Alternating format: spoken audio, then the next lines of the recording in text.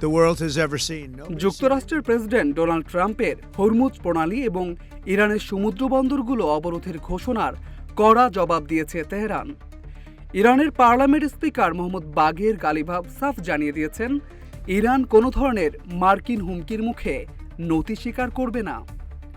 Trump তার সামাজিক যোগাযোগ মাধ্যম ট্রুথ সোশ্যালে ইরানি বন্দরগুলো অবরোধের ঘোষণা দেওয়ার পর এক এক্স বার্তায় গালিবাফ বলেন, বর্তমান জ্বালানি তেলের দাম উপভোগ করে নিন।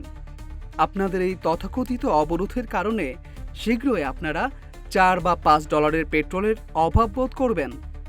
এর মাধ্যমে তিনি বিশ্ববাজারে জ্বালানি তেলের দাম আকাশচুম্বী হওয়ার হুঁশিয়ারি দেন।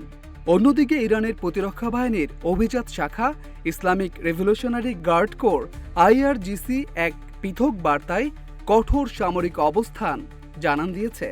তারা সতর্ক করে বলেছে, ইরানি জলপথের কাছাকাছি আসা যে কোনো সামরিক জাহাজের বিরুদ্ধে কঠোর ব্যবস্থা নেওয়া হবে।